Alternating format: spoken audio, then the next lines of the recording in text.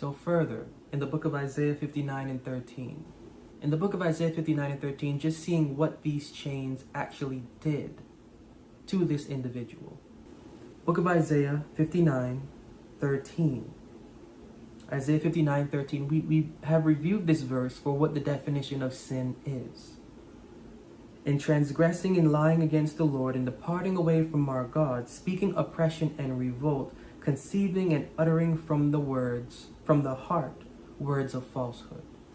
And so when we go back into this story and we reanalyze it and we put all of the pieces together, we can actually understand who this figure was.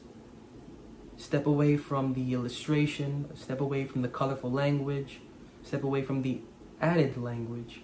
There is a real context, and there is a real lesson here. This real lesson is that we have an individual who was plagued spiritually and who was plagued devotionally, not content, and understanding that he should not be content in the practice that he held to God, to the deity. Keep in mind, he's keeping a practice to the deity and he's still not understanding the living God. Knowing that this practice may not have been good for him, Bible tells us that he himself burst those chains asunder and destroyed them himself. We should think victory should be served and good for doing this. But that's not the end of the battle. That appears to be the end of the battle, but the real battle is within.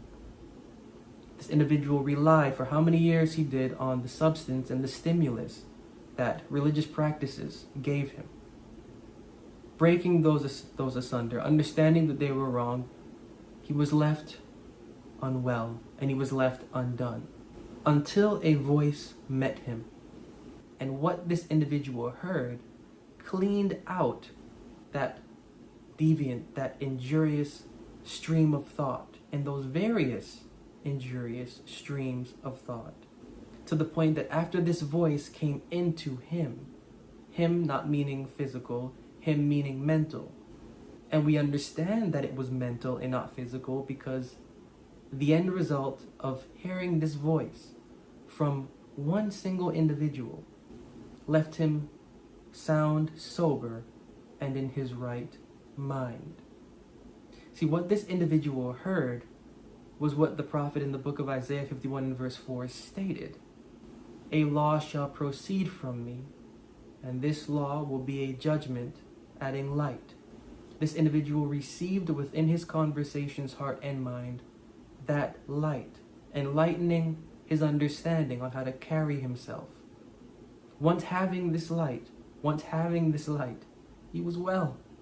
In this story, I'm pointing out because this is the essence of what justification is.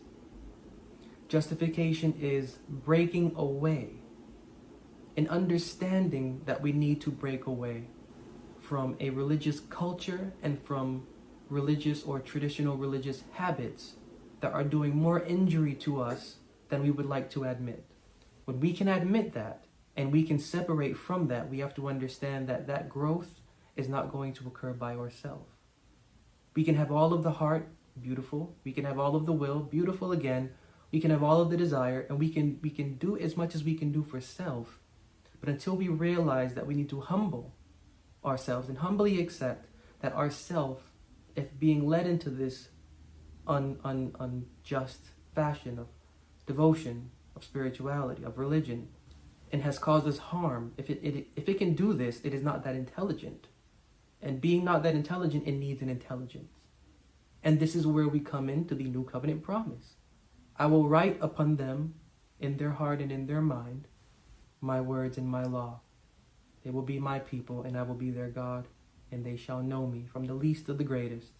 None shall say, know the Lord, for they all will know me. This is the new covenant promise.